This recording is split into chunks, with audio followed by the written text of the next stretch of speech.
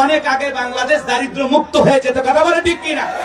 আর দারিদ্র মুক্ত বাংলাদেশ করতে হলে সুদ ভিত্তিক অর্থনীতি লাত্তি মেরে বিদায় করে যাকাত ভিত্তিক অর্থনীতি চালু করতে হবে। কথা কয় না? আমাদের দেশের অর্থনীতি সুদ ভিত্তিক না যাকাত ভিত্তিক? যাকাত ভিত্তিক অর্থনীতি চালু করতে হবে। সুদ ভিত্তিক অর্থনীতি হারাম, আর যাকাত ভিত্তিক অর্থনীতি হলো হালাল। হালালে বরকত আছে না হারামে? কথা কয় না? কুকুরের বাচ্চা হয় কয়টা? 8টা 10টা 12টা। আর গাভী বাছুর দেয় কয়টা?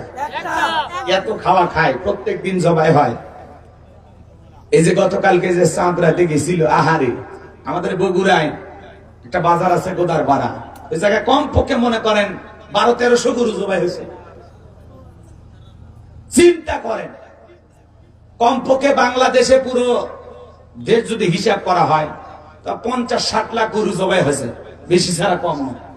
কথা কানে কানে কুরবানির সময় তো এরও ডাবলেরও বেশি গরু জবাই হয়। আপনারা বলেন তো বাজান, কোন বছর কি মিডিয়াতে নিউজ প্রচার হয়েছে যে এই বছর গরু না পাওয়ার কারণে মুসলমানেরা কুরবানি দিতে পারেনি? কথা কয় না কেন? এই গ্রামেও যদি আপনাদের এই সাতক্ষীরের সামনে করে এই গ্রাম চাউল খোলা গ্রামে যদি তালাশ করা হয়, কমপক্ষে 50-100টা গরু পাওয়া যাবে, কুকুর পাওয়া যাবে গোটা 10 পাওয়া যাবে না। কথা কয় না কেন? মানে হালালে বরকত আছে, হারামে বরকত নাই। কুকুর জন্মের হওয়া হয়, জন্মের মরা মরে। আর মুসলমান গাভীর বাছুর হয় একটা, বছরে এত খাওয়া খায়, এরপরে অভাব নাই, কারণ এত বরকত দিয়েছেন তিনি কে? আল্লাহ। যাকাত ভিত্তিক অর্থনীতি চালু করতে হবে। এদেশের অনেক মন্ত্রণালয় আছে, যাকাত মন্ত্রণালয় চালু করা লাগবে। এদেশের বিজ্ঞ বিজ্ঞ ইসলামিক স্কলার, দ্বীনের দায়ী আলেমদের কাঁধে এই যাকাত মন্ত্রণালয়ের দায়িত্ব ভার দেওয়া লাগবে। তারা কি করবে? সমস্ত ধনীদের তালিকা করবে। কথা কয় না? ইনি ধনী, বলেন আপনার ব্যাংকে কত টাকা আছে, বালিশের নিচে কত, খাটের নিচে কত, সিন্দিকে কত, বইয়ের অ্যাকাউন্টে কত, ছেলের অ্যাকাউন্টে কত। হ্যাঁ, আপনার এত কোটি টাকার মধ্যে যাকাত আসছে 2,75,72,500 টাকা দেন। কথা কয় না? ইনি ধনী, যাকাত দেবে না, ধনীর কাছ থেকে যাকাত আদায় করা লাগবে। এমনি ইশারা দিচ্ছি। আবার আপনি কই না হুজুর আমারে কইতেছে নাকি, যে বিপদে ভরে যাব। বুঝেন না? ধনী যাকাত দেবে না, যাকাত কি করা লাগে? আদায় করা লাগে। এদিকে খেয়াল করেন, 10 বছর বাংলাদেশে যদি যাকাত ধনীদের কাছ থেকে আদায় করা হয় আর গরিবদের তালিকা করে যাকাত বন্টন করা হয়, 10 বছর পরে বাংলাদেশ দারিদ্র মুক্ত হবে। একজন মানুষ যাকাতের টাকার জন্য দিবেন যে যাকাত, এমন ব্যক্তি আর খুঁজে পাওয়া যাবে না। বলেন আল্লাহু আকবার। কিন্তু ওই চাল চোল, ডাল চোল, গুম চোল, তেয়ার চোল ওদেরকে দেয়া যাবে না। ওরা যাকাতের এই বিপুল পরিমাণে অর্থ পালে সব টাকা বিদেশে পাচার করবে। কথা বল ঠিক কিনা? আলেমদের কাছে দায়িত্ব দিলে ওনার যাকাতের 8টা খাত, এটা জাহেল মূর্খরা বুঝবে না, এটা আলেমেরাই ভালো বুঝবে। কথা বল ঠিক কিনা? রাগ করেছেন? তাহলে ধনী যাকাত দেয় না, আদায় করা লাগে। 2 মিনিট একটা ঘটনা বলি। আল্লাহ নবী মুসা আলাইহিস সালামের নাম আপনারা শুনেছেন, শোনেন নাই? তো কারুনকে যা বলে, কারুন তোমার যাকাত দিতে হবে। কারুন ডেকে বলে আমি যাকাত দিতে পারবো না। মুসা আলাইহিস সালাম ডেকে বলে কারুন রে যাকাত না দিলে যাকাত আদায় করা হবে। মুসা নবীর রাগ কম না বেশি? যে নবী রেখে গেলে মাথা টুপি ভেদ করে চুলগুলো খারাপ হয়ে যায়, সেই পয়গাম্বারের মুখে রাগের ছাপ দেখে কারণ ডেকে বলে মুসা যাকাত দিতে হবে কত? পয়গাম্বার ডেকে বলে শতকরা 2.5% দিতে হবে। কারণ ডেকে বলে ঠিক আছে, আমাকে একটু সময় দেওয়া হোক, হিসাব নিকাশ করে দেখি কত টাকা আসে। এই কথা বলার পর আল্লাহর পয়গাম্বার সেখান থেকে চলে আসলেন। কারণ এইবার হিসাব নিকাশে বসে গেল। এই কারণকে আল্লাহ এত সম্পদ দিয়েছিল, 70টা উট লাগতো চাবি বহন করতে। চাবি যদি এত হয় তালা কত, আর তালা যদি এত হয় সিন্ধুকে মাল কত, ছোট মাথায় ধরবে না। এইবার কারণ হিসাব নিকাশ করে দেখে কয়েক হাজার কর্মচারী দিয়া সারাদিন সারা রাত যদি যাকাতের টাকা দেওয়া হয়, এরপরে টাকা দিয়ে ফুরানো যাবে না। এমনি তো কৃপণ, পায়ে স্যান্ডেল দেয় না, ক্ষয় যাবে বলে, গায়ে জামা পরে না, ছিঁড়ে যাবে বলে, সেই কৃপণ কি এত টাকা যাকাত দিতে পারে না? সে তখন কি করলো? এলাকা একটা 2 নাম্বার মহিলা ছিল, নাম হলো সবদা।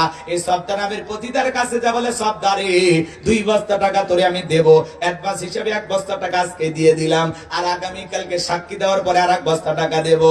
বিনিময়ে আল্লাহর নবী মুসা আলাইহিস সালাম যেই মজলিসে দাঁড়াইয়া আল্লাহর পথে মানুষকে দাওয়াত দেবে, ওই ভরা মজলিসে দাঁড়াইয়া একবার শুধু বলবি মুসা নবী দিনের বেলা ওয়াজ করে আর রাতের বেলা আমি সর্দার সাথে রাত কাটাই, বাস এতটুকু কথা বললে যথেষ্ট, বাকি যা করার আমি করব। এইবার পরের দিন সকালবেলা আল্লাহ নবী মুসা আলাইহিস সালাম আলোচনা করতেছেন, হাজার হাজার মানুষকে তাওহীদের কথা শোনাইতেছেন। ওই ভরা মজলিসে সর্দার মুসা আলাইহিস সালামের আলোচনা শোনার পর তার পাষাণ হৃদয় গইলা চোখ দিয়া পানি ঝরতেছে। কারণ ইশারা দিয়ে বলে সর্দার তাড়াতাড়ি দাঁড়াও, বলেন আর একটু শুনি। 200 লোক কথা দিল, তাড়াতাড়ি সর্দারকে জোর করে দাঁড় করায় দাও। ওরা এসে বলে সর্দার নেতা গতকালকে রাত্রিতে 1 বস্তা টাকা দিয়েছে, আর 1 বস্তা টাকা রেডি আছে, সাক্ষী দিয়ে টাকার বস্তা নিয়ে বাড়িতে চলে যাও। সর্দার বলে আর একটু শুনি, বলে না শুনতে দেওয়া যাবে না। এইবার জোর করে সর্দার 2 হাত ধরে 2 জন মিলে জোর করায় সর্দারকে দাঁড় করে দিল। যখন কারণ হলো আপনারে দাঁড়ায় বলে মুসারে ওয়াজ বন্ধ কর, তাকায় দেখ 2 নাম্বার মহিলা দাঁড়াইছে। মহিলাটা 2 নাম্বার না 1 নাম্বার মুসা নবী কি জানে? রতনে রতন সেনে কথা গন্না গা ডাইরেক্ট বলতেছে মুসা ওয়াজ বন্ধ কর।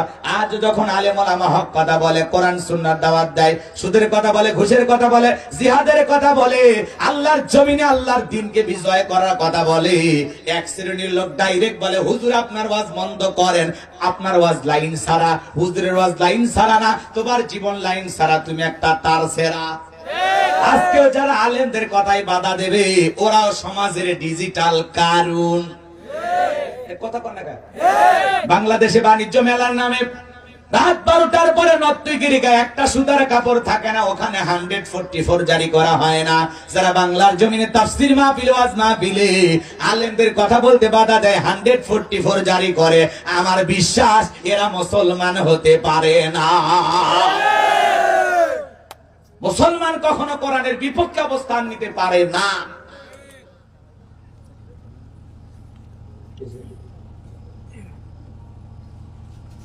হ্যাঁ টেনশন কষ্ট হচ্ছে আপনাদের, বিরক্ত হইতেছেন আমার কথায়। এ বাজান মন খারাপ করবেন না, লম্বা করার কোনো সুযোগ নাই। সমাজে হক কথা বলা যায় না। মসজিদের মেম্বারের দ্বারা সুদের কথা বলবেন, সুদখোর সভাপতি হয়ে বসে আছে, হুজুর আমি এই ব্যবসার সাথে জড়িত, খামাকা নিজেদের মধ্যে ঝামেলা করে কি লাভ, হাতি একটু বাড়াইয়া দেব বানতেন। ঘুষের কথা বলা যায় নাই, 26 মাসের গর্ভবতী হয়ে সেক্রেটারি বসে আছে, এত ঘুষ খাওয়া খাইছে। শেষ বয়সে এসে মসজিদ ঢালাই দেওয়ার সময় 10 লাখ টাকা দিয়েছে। মানুষকে বাপ রে বাপ, বিরাট বড় দানবী এই মসজিদের সভাপতি সেক্রেটারি। কথা কয় না, ওই যে দুর্নীতি করে টাকাটা ইনকাম করেছে ওইটা আর দেখে না পাবলিক। কথা কয় না, আপনারা রাগ করছেন? আপনাদের এলাকার সভাপতি সেক্রেটারি ভালো, আমি এই এলাকার কথা বলে বদনাম দেব না, আর কথা বাড়াতে চাচ্ছি না। এ বাজানকে আমার গভীর মনোযোগ দিয়ে শুনবেন। এইবার সর্দার দাঁড়িয়ে বলতেছে, আমি যেহেতু দাঁড়িয়েছি বলার জন্য আমাকে বলতে দাও হোক, কারণ তুমি বসো। এই কথা বলে জনগণকে ডেকে বলে, ও দেশের জনগণ শোনো দি, এমন আমি জীবনে কোনোদিন মুসা নবীকে দেখি নাই। আজকে মুসা নবীর আলোচনা শোনার পরে আমার পাষাণ হৃদয় গইলা গেছে। আমি সিদ্ধান্ত নিয়েছি আর খারাপ কাজ করবো না, অশ্লীল কাজ করবো না। আমি তওবা করে ঈমান গ্রহণ করব। একটু জোরে বলেন সুবহানাল্লাহ। আলেমদের ওয়াজের মাধ্যমে বেনামাজি নামাজি হয়ে যায়, সুদখোর ঘুষখোর ভালো হয়ে যায়, চোরডাকাত ভালো হয়ে যায়, বেপর্দায় চলা মা বোন পর্দা করে, দাড়ি কাটা যুবকটা দাড়ি রাখে। কথা বলেন, আলেমদের ওয়াজের মাধ্যমে হাজারো মানুষ পরিবর্তন হয়ে যায়। ভালো করে বোঝার চেষ্টা করবেন। সামনের দিকে যাই বাজান গো আমার। এবার সবটা গোপন তত্ত্ব ফাঁস করে দিতেছে। এই কারণ কেন লাফালাফি করে? এই কারণ গতকাল রাত্রিতে আমার বাড়িতে গিয়েছিল, আমার 1 বস্তা টাকা দিয়েছে, আর 1 বস্তা টাকা দেবে, বিনিময়ে আমাকে একটা সাক্ষী দিতে হবে। মুসা নবী দিনের বেলা ওয়াজ করে, রাতের বেলা আমি সর্দার সাথে রাত কাটাই। কিন্তু আপনাদেরকে সাক্ষী রেখে বলতেছি, মুসা নবীর চরিত্র ফুলের চাইতে পবিত্র। ওই কারণ হলো আমি সর্দার নিয়মিত ভক্ত। আল্লাহু আকবার বলেন। যে গর্ত করেছে নিজের গর্তে নিজেই পড়েছে। ওয়ামাকারু ওয়ামাকারাল্লাহ আল্লাহু খায়রুল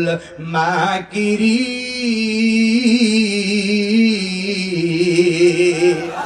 খেলা কার?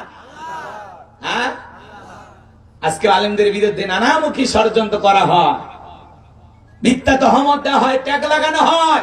বৌদ্ধ মানে হালাল স্ত্রী বৈধ বউ নিয়ে হোটেলে যায়, কাবির নামা কই তোর দাদার ছিল রে, কথা কয় না, তোর দাদার ছিল।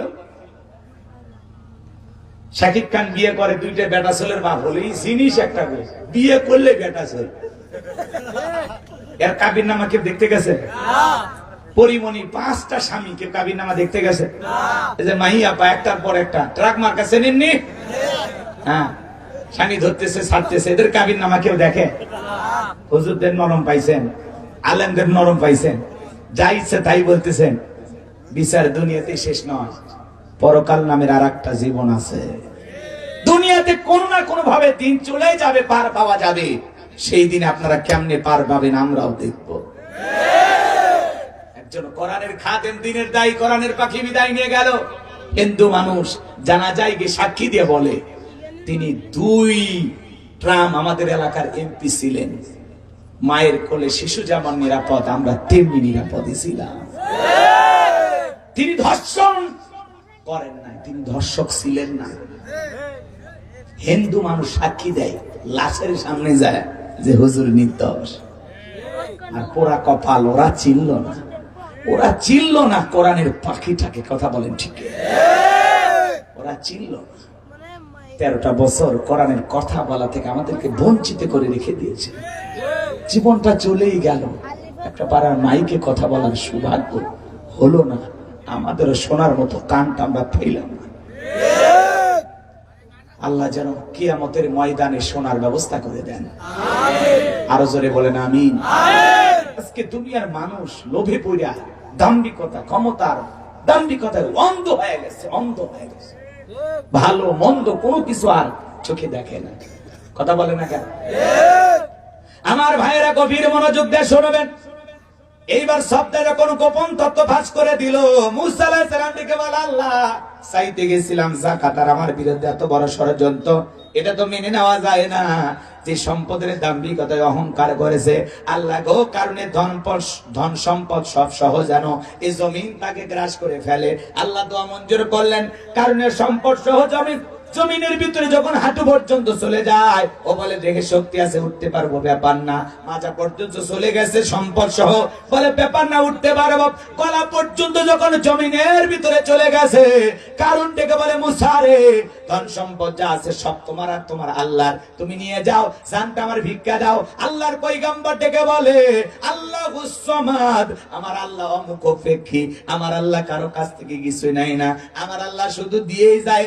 কারণে তোর সম্পদ সহ জমিনের ভিতরে চলে যা, আর পৃথিবীর ইতিহাসে সাক্ষী থাক, তোর মতো যারা সম্পদ জমা রাখবে, আল্লাহ রাস্তায় খরচ করবে না, কঠিন কিয়ামতের ময়দানে তুই কারণের কাতারে আল্লাহ তাদেরও বিচার করবে। কথা বলেন ঠিক কিনা?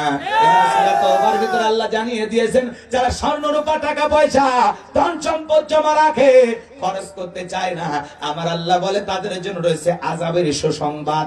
আপনার সম্পদ আপনার শাস্তির কারণ হবে। যাকাত হলো মালের ময়লা, যাকাত হলো আপনার সম্পদকে বৃদ্ধি করবে। যাকাত দিলে ধনীর ধন কমে না বাড়ে। জোরে বলেন, কমে না বাড়ে? যত যাকাত দিবেন তত আপনার জন্য লাভ। যাকাত দিলে লাভ। উপশহরে একটা চাল ব্যবসায়ী আছে বগুড়ায়, আমাকে বলতেছে, হুজুর 1400 টাকা থেকে যাকাত দেওয়া শুরু করছি, আজকে সে কয়েক লক্ষ টাকা যাকাত দেয়। তার মানে টাকা কমছে না বাড়ছে? কয়েক লাখ টাকা যাকাত দেওয়া মানে বোঝেন, তার মানে কয়েক কোটি টাকার মালিক হয়ে গেছে। কথা বলে ঠিক কিনা? কৃপণতা করে কোনো লাভ নাই। যারা কৃপণতা করে সম্পদ জমা রাখতেছে, এই সম্পদ বিষাক্ত সাপ হয়, আপনাকে সবল মারবে। সবল মারবে, তখন বলবে, কিরি এত জোরে কামড় মারিস কেন? চিনিস না আমি তোর দুনিয়ার মাল সম্পদ। কথা কোন ঠিক কিনা? এজন্য আসুন সম্পদ হিসাব করে যাকাত দিবেন। যাকাত দেওয়া নফল না ফরজ? 365 দিনে বছরে একবার সম্পদ হিসাব করে যাকাত দিতে হয়। আল্লাহ আমাদের সবাইকে যাকাত দেওয়ার মন মানসিকতা দান করুন। এই অর্থনৈতিক ইবাদত আল্লাহ করার তৌফিক দান করুন। আরে ভাই, যাকাত দেওয়ার কাতারে যে আল্লাহ আপনাকে শামিল করেছে, এটা ভেবে আপনি গর্ববোধ করেন, নিজেকে গর্বিত মনে করেন, ভাগ্যবান মনে করেন যে যাক আলহামদুলিল্লাহ, আমার মতো গুনাহগারকে আল্লাহ যাকাত দেওয়ার যে তৌফিক দিয়েছে, সুযোগ দিয়েছে, আলহামদুলিল্লাহ, আলহামদুলিল্লাহ। আর কপাল পোড়া দেয় না, কৃপণতা করে। যাকাত দেওয়া এটা অর্থনৈতিক ইবাদত, কপাল পোড়া হিসাব নিকাশ করে দেয় না। স্বর্ণের হিসাবে 7.5 লাখ টাকা লাগবে, আর রূপোর হিসাবে মাত্র 90 থেকে 1,10,000 টাকার মধ্যে থাকলে আপনাকে যাকাত দেওয়া লাগবে। যেহেতু স্বর্ণ আর রূপার ব্যবধান রসুলের জামানায় একেবারে হালকা ছিল, দুইটা একই রকম ছিল, আর এখন সমন্বয় হয়েছে আকাশ পাতাল। কথা কয় না? 1 ভরি স্বর্ণের টাকা দিয়ে 52.5 ভরি রূপা পাওয়া যায়। কথা কয় না? আর রসুলের জামানায় 7.5 ভরি আর 52.5 ভরি, দুইটার দাম কি ছিল? একই রকম ছিল। এখন যেহেতু সমন্বয় হয়ে গেছে, ব্যবধানটা অনেক বেশি হয়ে গেছে, কথা কি বুঝতে পারছেন? এই জন্য আপনারা রূপের হিসেবে যাকাত দিবেন। 1-1.5 লাখ টাকা থাকলে দেন, ওখান থেকে কিছু দিয়ে দেন। 5 লাখ 10 লাখ টাকা হয়েছে দিয়ে দেন ভাই, যাকাত দিয়ে দেন, কৃপণতা করিয়েন না। আল্লাহ যেন যাকাত দেওয়ার তৌফিক দান করেন। সরে বলুন আমিন। আর কথা বাড়াতে চাই না। এইবার মুমিন বান্দার 4 নাম্বার গুণাবলী, ওয়াল্লাযীনা হুম লিফুরুজিহিম হাফিজুন। মুমিন বান্দার 4 নাম্বার গুণাবলী আল্লাহ তাআলা ডেকে বলেন, মুমিন বান্দার 4 নাম্বার গুণাবলী নিজের যৌবনটাকে সংযত রাখা, নিজের যৌবনটাকে হেফাজত করা। এই যৌবনকালে আমরা গুনাহ করতে ভালোবাসি, আর যৌবনকালের ইবাদত ভালোবাসেন কে? আল্লাহ। শিশুকালের হিসাব নেবেন না, হিসাব নেবেন যৌবনকালের। যে যৌবনটা কোন কাজে ব্যয় করেছ, এই যৌবনের সময়টা কোন কাজে লাগিয়েছ। এজন্য যুবক রে, যৌবনে তার নাই গুনাহ করা যাবে না। শয়তান ওয়াসওয়াসা দিয়া এই যৌবনকালে গুনাহ করাইতে আপনাকে আমাকে উদ্বুদ্ধ করে। এই যৌবনকালে আমরা গুনাহ করতে ভালোবাসি, আর যৌবনকালে ইবাদত আমার আল্লাহ ভালোবাসে। যৌবনকালে লম্বা সময় নামাজে দাঁড়িয়ে থাকা যায়, লম্বা সময় রুকু সিজদা করা যায়, যেটা বৃদ্ধকালে সম্ভব নয়। রাতে 2টা থেকে একটা মুরব্বীকে যদি বলেন 2000 টাকা দেব, পুকুরে নামো, শীতের দিনে মুরব্বী চাচা বলবে বাবা ওই পুকুর থেকে উঠে আসে 2000 টাকা নেওয়ার ক্ষমতা থাকবে। আর একজন যুবককে যদি বলেন শীতের দিনে 2000 টাকা দিব, পুকুর থেকে গোসল করে আসো, ও বলবে কাপড় খুলছি, টাকা বার করেন। আপনার একটা যৌবনের পাওয়ার আছে, কথা কয় না। এই জন্য যৌবনকালের ইবাদত আল্লাহ পছন্দ করে। হযরত আলী রাদিয়াল্লাহু তাআলা বলেন, তোমরা যৌবনের তারুণায় গুনাহ করো, একদিন তোমাদের যৌবন থাকবে না, আমলনামায় গুনাহ ঠিকই লেখা থাকবে। কথা বলেন ঠিক কি না? এজন্য যুবক, তুমি কি মনে করেছো ওই সয়ালা নৌকা চড়া ওই যে সরের ওই পাশে যায়, ওই যে ভুট্টার ক্ষেতের ওই পাশে, হ্যাঁ সেদিনের ঘটনা কিন্তু ভিডিও করা আছে। তুমি কি মনে করেছো রাত 2টা থেকে ওই শেফালি দরজায় যা ডাক দিয়ে গল্প করলে না? হ্যাঁ ওই ভিডিও আছে। ওই যে পার্কে ঘুরলা, ওই যে কফি শপে গেলা, ওই যে মার্কেটে, ওই যে মনে আছে? হ্যাঁ সব ভিডিও আছে আল্লাহর কাছে। কথা কোন ঠিক কি না? পিতা মাতার চোখকে ফাঁকি দিতে পারে আসমান জমিনের মালিক আল্লাহর কুদরতি চোখকে ফাঁকি দেওয়া সম্ভব নয়। এজন্য যুবক, মুমিন যুবক কোনদিন বিবাহ বহির্ভূত সম্পর্কে জড়াতে পারে না। এরা আজে বাজে প্রেম ভালোবাসা করতে পারে, কারণ যৌবনকালে ইবাদতে সময় কাটাবো ইনশাআল্লাহ। এর রঙের যৌবন একদিন থাকবে না, জং ধরে শেষ হয়ে যাবে। এই কাঁচাদেরই একদিন শেষ হয়ে যাবে। কথা বলেন, রাগ করেছেন মনে হয়? এই টাইটস আমরা একদিন ঢিল হয়ে যাবে। কথা বলে ঠিক কিনা? তোমার গহনা দিন ফু রাইয়া যাইবে, গহনা দিন ফু রাইয়া যাইবে, যৌবনে লাগবে ভাটি, ওই যে দেখো ডাকিতেছে তোমায় কবরের মাটি, ওই যে দেখো ডাকিতেছে তোমায় কবরের মাটি। কথা বলেন ঠিক কিনা? যেদিন সন্ধ্যার আগে ডুববে রে বেলা, এক নিমিষেই ভেঙ্গে যাবে তোর রঙ্গেরই মেলা। যেদিন সন্ধ্যার আগে ডুববে রে বেলা, এক মিনিটেই ভেঙ্গে যাবে তোর রঙ্গেরই মেলা। কারে দিবা তুমি জোর ধমক, কারে দিবা তুমি জোর ধমক, কার বাতাই ভাঙবাল হাটি, ওই যে দেখো ডাকিতেছে তোমায় কবরের মাটি, ওই যে দেখো ডাকিতেছে তোমায় কবরের মাটি। খবর পেয়ে আসবে আত্মীয় স্বজন, তোমারই চার পাশে বসে সবাই করিবে কন্দন, সাজাইবে তোমায় মনের মতন, সাজাইবে তোমায় মনের মতন, কি সুন্দর পরিপাটি, ওই যে দেখো ডাকিতেছে তোমায় কবরের মাটি, ওই যে দেখো ডাকিতেছে তোমায় কবরের মাটি, ঘুইরা মরো তুমি ফিরা মরো তুমি মায়ারি পিছে, এত আশা ভালোবাসা সবই যে মিশে, কোন দিন জানো আইসা পরে, কোন দিন জানো আইসা পরে আজরাইলের হাতের চিঠি, ওই যে দেখো ডাকিতেছে তোমায় কবরের মাটি। কথা বলেন ঠিক কি না? লম্বা হবে, লম্বা করবো না। যুবক রে, যৌবনের পরীক্ষা দিয়েছিলেন আল্লাহ নবী ইউসুফ আলাইহিস সালাম, জুলেখা গোপন কক্ষে নিয়ে গেছে। ইউসুফ নবী আর জুলেখা ছাড়া দুনিয়ার কেউ নাই রে যুবক। জুলেখা গোপন কক্ষে নিয়ে যায়, ইউসুফ আলাইহিস সালামের কাছে যায় আর অঙ্গভঙ্গিতে বুঝাইতে চায়, দিলে বড় জ্বালা রে, পাঞ্জাবিওয়ালা হুজুর তো কিছুই বোঝে না, হুজুর সবই বোঝে, নারীর চলা কলা বোঝে না। কাপড়গুলো ছিঁড়ে ছিঁড়ে দেবতার মুখ ডাকে। ইউসুফ আলাইহিস সালাম ডেকে বলে, কাপড়ে ঢাকিলে তুমি দেবতার মুখ, কি দিয়া ঢাকিবা তুমি বিধাতার মুখ। জুলেখা কাছে আসে আর বলে, ইউসুফ রে, তোমার চোখ দুইটা ভারী সুন্দর। ইউসুফ আলাইহিস সালাম ডেকে বলে, এ চোখ যে আল্লাহ সৃষ্টি করেছে, সে আল্লাহকে তুমি ভয় করো। বলেন তো জুলেখার অন্তরে কি আল্লাহর ভয় আছে? নাই। ইউসুফ আলাইহিস সালামের অন্তরে আল্লাহর ভয়, ইন্নী আখাফুল্লাহ, অন্তরে আল্লাহর ভয় নিয়ে পয়গম্বর ডেকে বলে, আল্লাহ, জুলেখার মনের অবস্থা আমি বুঝতে পেরেছি। আল্লাহ গো, আপনার উপরে তাওয়াক্কুল করে, আপনার উপরে ভরসা করে নিজের ইজ্জতটাকে বাঁচানোর জন্য দৌড় মারার দায়িত্ব আমার, আর আপনার কুদরত থেকে তালা খুলে দেওয়ার দায়িত্ব আপনার। এই কথা বলে আল্লাহর পয়গম্বর আল্লাহ তাআলাকে স্মরণ করলেন, ফাযকুরুনি আযকুরুকুম ওয়াশকুরুলি ওয়ালা তাকফুরুন। বান্দারে, তোমরা আমি আল্লাহকে স্মরণ করো, আমি আল্লাহ তোমাদেরকে স্মরণ করব। বিপদে পড়ে বান্দা স্মরণ করবে যখন, আল্লাহ বান্দার ডাকে সাড়া দেবে তখন। পয়গম্বর আল্লাহকে স্মরণ করলেন, আল্লাহর কুদরত থেকে প্রত্যেকটা দরজার তালা খুলে গেল। পয়গম্বর মারলেন দৌড়, শেষ দরজায় জুলেখা পেছন থেকে মারছে থাবা, জামা ছিঁড়ে গেছে। ইউসুফ নবী বলে, জামা ছিঁড়ে যায় যাক, ইজ্জত দেওয়া যাবে না। এইবার শেষ দরজায় যায় জুলেখা তাকায় দেখে যেখানে বাঘের ভয় সেখানে রাত হয়। জুলেখার স্বামী আজিজ মিশ্র দাঁড়ায় আছে। স্বামীকে দেখা মাত্র নেকা কান্নার অভিনয় শুরু করে দিল। দেখেন না, কিছু কিছু মহিলা কথা বলার আগে কান্দে দে, বলে আমার কেউ নাই, কেউ নাই, তো বেঁচে আসুকে মরে যা। কথা কয় না কে? সেই মহিলা কথায় কথায় কান্না করে, কিছু বলার আগে ভ্যাবো ভ্যাবো লাগে, তাকে চোখে পানি লাগাই থাকে, মানে চোখে মোটর বসায় রাখছে, টিপ দেওয়া হয় না, এরকম আছে না? সেই মহিলা কথায় কথায় কান দেওয়ার ভিতরে ভেজাল আছে। তোর এত কান্দন করে, কথা কয় না কে? তোর এত কান্দন কই থেকে আসে?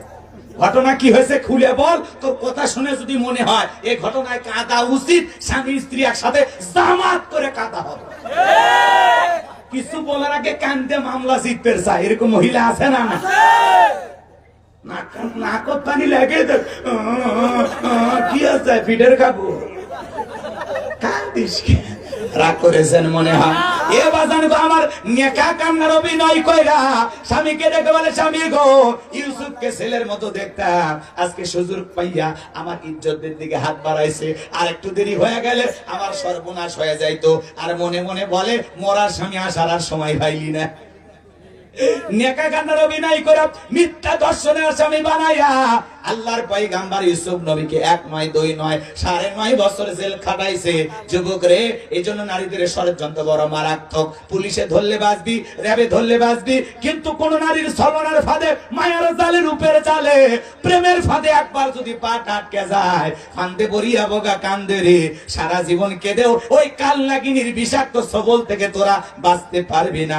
ওরা ছেলেদের ভালোবাসে না, ওরা ছেলেদের মন নিয়ে ব্যবসা বাণিজ্য করে। সে যত দামি গিফট করে তার তত বেশি ভালোবাসে। ভালোবাসা আলুরে ঠেলে গান গায়ে কয় সোনা দানা কিছুই চাই না, গাছের পাতা ছিঁড়ে করে তোমার গহনা বলে কিচ্ছু নিবি না। আম পাতা জাম পাতা সুতে দিয়ে গান দেওয়ার গলার দেবেন আর বলবেন তুই তো কিছুই নিবি না, গাছের পাতা বলে নিব। তখন বলবে সোনা কিনে দিতে পারবা না, সেটা বললে হয়, ঢং করার দরকার কি? বলে তোমার হাত ধরে আমি গাছতলায় বসবাস করতে রাজি। একবার বিয়ে করে গাছতলায় নিয়ে যা থাকেন, ঘুমোর থেকে উঠে দেখবেন আপনি আছেন, আপনার বউ। আবেগ রে পাগলা, আবেগ। রাগ করছে? এজন্য ওদের ওই পাগলিদের ছলা কলায় বোঝা যাবে না।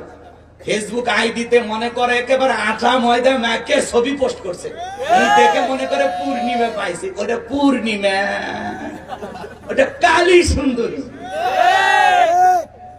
মেকআপ সুন্দরী। মেকআপ করে একটু রূপ সুন্দর ছবি আর যুবকের এলে ছবি থেকে লাইক করে, হুজুরের ছবি চলে যায় লাইক দেয় না। নায়িকের ছবি নায়কের ছবি পেলে লাইকের অভাব হয় না। কথা কম না কেন? ভালো কাজে তোমরা যাবে না। তোমার মতো যুবক আলিফ মাহমুদ কুমিল্লার ছেলে পায়ে হেঁটে সৌদি আরবে হজ করার জন্য চলে গেছেন, বলেন আল্লাহু আকবার। তো পায়ে হেঁটে যাওয়ার পথে মাঝখানে নদী পড়ছে, এখন তো তাহলে জাহাজে চড়া লাগবে, লঞ্চে চড়া লাগবে, চড়া লাগবে না? তো এই জাহাজে চড়ে গেছে, এটা না মানুষ সমালোচনা করতেছে নাকি পায়ে হেঁটে যাবে, তাহলে নদীর উপর দিয়েও পায়ে হেঁটে যায়, তাহলে কি বাঁচবে? এইগুলো সমালোচনা করা যাবে না। সেটি পরিশ্রম করে রসুলকে ভালোবেসে আল্লাহকে ভালোবেসে যাইতেছে, তার মনে কি ভাইরাল হওয়ার নিয়তে যদি যায় সেটা আল্লাহ জানে। আর আল্লাহকে খুশি করার জন্য এই ছেলেটা যদি পায়ে হেঁটে বাংলাদেশ থেকে একটা ছেলে হজ করতে যাচ্ছে, আলহামদুলিল্লাহ বলেন। এই যে কয়েকদিন আগে বাংলাদেশ থেকে একজন বাইকার বাইক নিয়ে ভ্রমণ করা সে পছন্দ করে, সে বাইক নিয়ে তার স্ত্রীকে নিয়ে ওমরা করে আসছে, বলেন আলহামদুলিল্লাহ। এটা ভালো কাজে। ওরা বলতেছে আমাদের বিয়ে করেছি, হানিমুনটা হয়ে গেল, ওমরাও হয়ে গেল, বউ কিনে ঘোরা হইল, আলহামদুলিল্লাহ। এই যে ভালো কাজ যদি করে, এদের জন্য আমাদের দোয়া ভালোবাসা আছে না নাই? তালিবের জন্য আপনারা দোয়া করবেন তো ইনশাআল্লাহ। এটা আমাদের বাংলাদেশ থেকে প্রথম কোন যুবক হজ করতেছে, আমরা দোয়া করবো তো ইনশাআল্লাহ। এর আগে ভারতের একটা ছেলে গত বছরে পায়ে হেঁটে হজ করে আসলো, আমরা তার জন্য দোয়া করেছি। বাংলাদেশ থেকে আলিফ মাহমুদ নামের যে ছেলেটা কুমিল্লা থেকে রওনা করেছে, এই জন্য আমরা দোয়া করি। সে অলরেডি সৌদি আরবে পৌঁছে গেছে, আলহামদুলিল্লাহ। আল্লাহ যেন হজের আনুষ্ঠানিক কথা শেষ করে আবার বাংলাদেশে ফিরে আসার তৌফিক দান করেন, তার হজকে কবুল করেন, তার মনের বাসনাকে পূরণ করেন, প্রকৃত আল্লাহর গোলাম হিসেবে যেন আল্লাহ তাকে কবুল করেন। জোরে বলেন আমিন। আর একটু জোরে বলেন আমিন। তাহলে যুবক ভালো কাজ করলে তার জন্য দোয়া ভালোবাসা আছে না নাই? আল্লাহ তাআলা বলেন ওয়াল্লাযীনা হুম লিফুরুজিহিম হাফিজুন। মুমিন বান্দার 4 নাম্বার গুণাবলী নিজের যৌবনটাকে সংযত রাখা, নিজের যৌবনটাকে হেফাজত করা। যুবক রে, এই যৌবন কালে গুনাহ করা যাবে না। এই যৌবন কালে আল্লাহর ইবাদত করে কাটাবেন। 2 হাত তুলে শেষবারের মতো আল্লাহকে একবার দেখান। আল্লাহ আমাদের কবুল করুন, জোরে বলুন আমিন। মুমিন বান্দার 5 আর 6 নাম্বার গুণাবলী ওয়াল্লাযীনা হুম লিআমানাতিহিম ওয়া আহাদিহিম রাউন। মুমিন বান্দার 5 নাম্বার গুণাবলী হলো আমানত রক্ষা করা। এই জীবনটা আমানত, ছেলে মেয়ে আমানত, স্ত্রী সন্তান আমানত। কথা কয় না কেন? চেয়ারম্যানের কাছে ইউনিয়নবাসী আমানত, এমপির কাছে নির্বাচনী এলাকার মানুষ আমানত, মাননীয় প্রধানমন্ত্রীর কাছে এদেশের 18 কোটি জনগণ আমানত, বক্তার কাছে শ্রোতা আমানত, শিক্ষকের কাছে ছাত্র ছাত্রী আমানত, ইমামের কাছে মুসল্লি আমানত, ডাক্তারের কাছে রোগী আমানত। হিসাব নিকাশ করে দেখলে আমরা সবাই আমানতদারিতার ভিতরে আছি। তাহলে 5 নাম্বার আমানত রক্ষা করা, 6 নাম্বার ওয়াদা প্রতিশ্রুতি রক্ষা করা। মুমিন মুখে যা বলে অন্তরে তা বিশ্বাস করে, কাজে তা বাস্তবায়ন করে। মুমিন কোনদিন প্রতিশ্রুতি ভঙ্গকারী হতে পারে না। মুখে যা বলবেন অন্তরে তা বিশ্বাস করবেন, কাজে তা বাস্তবায়ন করবেন। মুমিনের মুখে কথায় কাজে ঠিক, মুমিন সঠিক। একটা শেষ করতে আর আনা আগে 7 নাম্বার না 7 নাম্বার ওয়াল্লাযীনা হুম আলা সালাওয়াতিহিম ইউহাফিজুন। 7 নাম্বার হলো যারা নিজেদের সালাত যত্ন সহকারে আদায় করে। যে ব্যক্তি আসরের নামাজ পড়ে মাগরিব পর্যন্ত মসজিদে মনটা টাঙানো থাকে, মাগরিব পড়ে এশা পর্যন্ত টাঙানো থাকে, এশা পড়ে ফজর পর্যন্ত টাঙানো থাকে, শুধু নিজে একা নামাজ পড়লে হবে না, সে পালির মাওকে নামাজি বানানোর দরকার আছে না নাই? আপনি একা একই কম্বল একই কাতার নিচে ঘুমায়া থাকেন, আপনি আস্তে করে উঠে চলে যান, বোক ডাক দিবেন, কথা হয় না? ওকেও ডাক দেন যে সোনা তুই শুধু দুনিয়াতে না, জান্নাতেও তোরে আমি চাই। অতএব আমি মসজিদে গেলাম, তুমি উঠে নামাজ আদায় করো। শেফালি ওঠো সোনা, ওঠো রে। বউ কাতর করছিলেন, কখন ডাকছেন ভালো মতো? আপনার বউ থাকি কেমন? বউ নাই? ওর জীবন খুবই ভালো, জ্বালা আছে পাগলা। যাই হোক, বারবার করছিলাম যে ভাই একটু আগে ভাগে তুলে দেন, ভালো হলো। ভাইয়েরা বুঝতো না, 11:30 দিলেন। আসলে যদি 12টার মধ্যে শেষ করতে পারতাম, লোকজন রাত গভীর হয়েছে, তাই না? তার কথা না বাড়াই। তাহলে পরিবারের 4 জন সদস্য সবাই যদি নামাজ পড়ে, ভালো লাগে না খারাপ লাগে? ছেলে মেয়ে স্ত্রী সবাইকে নামাজি বানাবো তো ইনশাআল্লাহ। পৃথিবীর সফল বাবা তারা, যে বাবা তার ছেলের হাত ধরে মসজিদে নিয়ে যায়। কথা কয় না? ছেলে হাত ধরে স্কুলে নিয়ে যেতে পারেন, মেলায়, হাটে, বাজারে নিয়ে যেতে পারেন, আল্লাহর ঘরে নিয়ে যাইতে পারেন না? পারবেন তো ইনশাআল্লাহ। আল্লাহ আমাদের সন্তানদেরকে মসজিদ মুখী বানায় দেন। ছোট ছোট বাচ্চাদেরকে মসজিদে নিয়ে যাবেন। মুরব্বীরা গেলে ধমক দেবেন না, ভালো ব্যবহার করবেন। কি যে ধমক দেন? আপনি মারা গেলে মসজিদ আবাদ করবে কারা? আজকের শিশু, আগামীর বাংলাদেশ, এরা আমাদের ভবিষ্যৎ প্রজন্ম। ছোট ছোট বাচ্চা মসজিদ মুখী হলে আপনি মারা গেলে এরা নামাজ পড়বে। কথা বলেন ঠিক কি না? আল্লাহ পাক বোঝার তৌফিক দান করুন। এই 7টা গুণাবলী যদি আমল করতে পারি, উলাইকা হুমুল ওয়ারিসুন আল্লাযীনা ইয়ারিসুনাল ফিরদাউস হুম ফিহা খালিদুন। তার উত্তরে দিকে হবেন জান্নাতুল ফিরদাউসের, সেখানে তারা চিরকাল বসবাস করবেন। আল্লাহ কোনদিন জান্নাত থেকে বের করে দেবেন না। চিৎকার মেরে বলেন সুবহানাল্লাহ। আল্লাহ বক্তা শ্রোতা সবাইকে কথাগুলোর উপর আমল করা তৌফিক দান করুন। ওয়া আখিরি দাওয়ানা আনিল হামদুলিল্লাহি রাব্বিল আলামিন। অনেক কথা যুবকদেরকে নিয়ে, মা বোনদেরকে নিয়ে বলার ইচ্ছা ছিল, সময় স্বল্পতার কারণে বলতে পারলাম না। যতটুকু হয়েছে আল্লাহ আমল করা তৌফিক দান করেন। ভাই কেউ কিছু বলবেন? ডাইরেক্ট দোয়া। দরুদ ইব্রাহিম পড়েন, আল্লাহুম্মা সাল্লি আলা মুহাম্মাদ ওয়া আলা মুহাম্মাদ কামা সাল্লাইতা আলা ইব্রাহিম ওয়া আলা আলি ইব্রাহিম ইন্নাকা হামিদুম মাজিদ। আল্লাহুম্মা বারিক আলা মুহাম্মাদ ওয়া আলা আলি মুহাম্মাদ কামা বারাকতা আলা ইব্রাহিম ওয়া আলা আলি ইব্রাহিম ইন্নাকা হামিদুম মাজিদ। বারনা বিসালাম। গজল তো গাইলাম একটা না, এত। আল্লাহুম্মা আমিন। রব্বানা যালামনা আনফুসানা ওয়া ইল্লাম তাগফির লানা ওয়া তারহামনা লানাকুনান্না মিনাল খাসিরিন। সাউল খোলা জামি মসজিদ যুব সমাজের উদ্যোগে আজকে তাফসীর কোরআন মাহফিলের সভাপতি জনাব আলহাজ আনসার উদ্দিনকে কবুল করেন, মাওলানা সোহরাব হোসেনকে কবুল করেন, প্রধান অতিথি এস.এম. আতাউল হক দোলন সাহেবকে কবুল করেন, বিশেষ অতিথি যাদের নাম আছে আল্লাহ কবুল করেন। আলোচনা করেছেন হযরত মাওলানা হাফেজ কারি মনোহর হোসেনকে কবুল করেন, হযরত মাওলানা রবি ইসলাম খুলনা আমার প্রিয় ভাইকে আল্লাহ কবুল করেন। রব্বুল আলামিন আজকের মাহফিল বাস্তবায়ন করার জন্য যারা যেভাবে সহযোগিতা করেছেন, বিশেষ করে অর্থ মসজিদের সম্মানিত খতিব আল্লাহ তাআলা হাফেজ সাহেব, তোমার গোলামকে তুমি আল্লাহ কবুল করে দাও। আল্লাহ তাআলা যুব সমাজ যারা কষ্ট করে মাথার ঘাম পায়ে ফেলে এই ঈদের দিনে জান্নাতের বাগান লাগাইছে, গান বাজনার আয়োজন না করে যারা কোরআনের মাহফিল লাগাইছে, আল্লাহ এই যুবকদের আয়োজনকে তুমি কবুল করো। প্রত্যেকটা যুবকের ঈমান খালিদ বিন ওলীদের মতো বানায় দেন, আমিরে হামজার মতো বানায় দেন। সারা জীবন ভালো কাজ করার জন্য যুবকদেরকে আল্লাহ কবুল করে দেন। রব্বুল আলামিন মাগফিরাত থেকে পর্যন্ত যত আলোচনা হয়েছে, এই আলোচনাগুলোর উপরে আমাদের আমল করার তৌফিক দিয়া দেন। আমরা যারা হাত তুলে তুলেছি, অনেকের মা নাই, বাবা নাই, এতিম বানায় কবরে চলে গেছে। জনম দুঃখিনী মা বাবার কবরে আর সবটুকু পৌঁছায়া দাও। মা বাবার কবর জান্নাতের বাগান বানায়া দাও। রব্বির হামহুমা কামা রব্বায়ানি সগীরা রব্বির হামহুমা কামা রব্বায়ানি সগীরা। আমাদের আত্মীয় স্বজন, পাড়া প্রতিবেশী যারা কবরে চলে গেছে, মাফ করে দেন। কবরগুলো জান্নাতের বাগান বানায় দেন। মা বাবা যাদের বেঁচে আছে, আল্লাহ পিতা মাতার খেদমত করে তাদের মুখে হাসি ফোটায়া জান্নাত অর্জন করা তৌফিক দিয়া দেন।